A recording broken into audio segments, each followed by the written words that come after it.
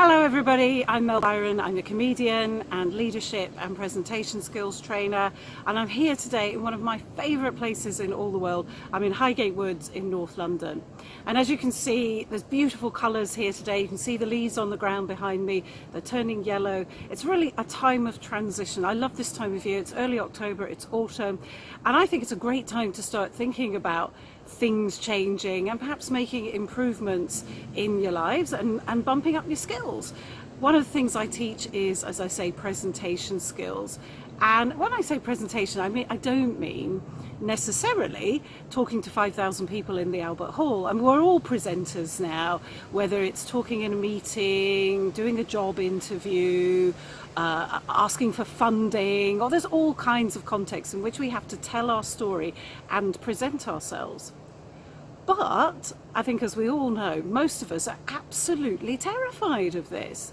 We're really vulnerable, aren't we? We're putting ourselves out there, and what if they don't like us? What if we make a mess of it? It's a really frightening thing. But here's the thing, it doesn't have to be. So I'm going to share with you 3 things today that hopefully will take away some of the stress of creating and presenting your story.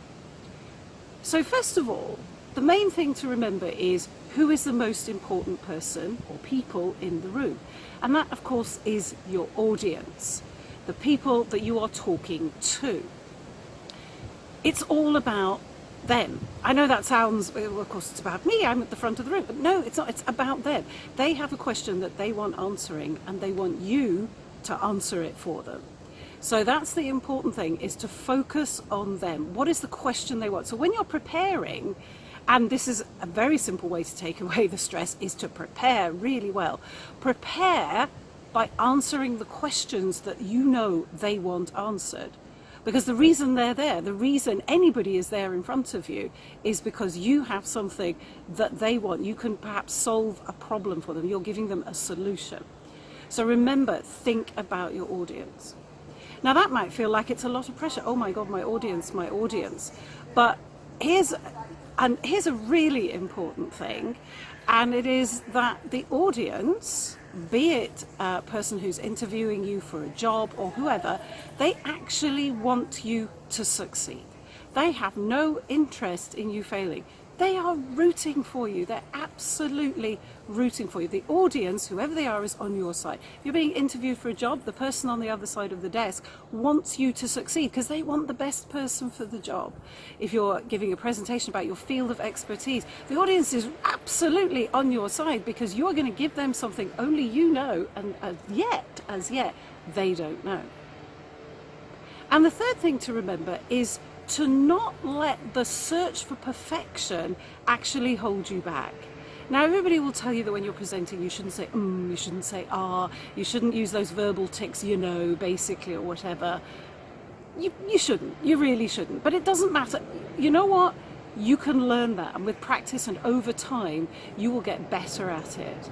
But it is better to be authentically yourself, even if that means the odd and than to be polished within an inch of your life, because that's not authentic, is it? And that's what we're really striving for, is authenticity. People will buy into the fact that you're very much yourself, and that you're giving of yourself and your own knowledge. So those are the 3 important things: audience, who are rooting for you, and you don't have to be perfect. So those are just 3 things I want to share with you today. Now, if you want to learn more, I've got a short seminar workshop, 3 hours, on the 26th of October here in London at the lovely Chapel Playhouse in King's Cross.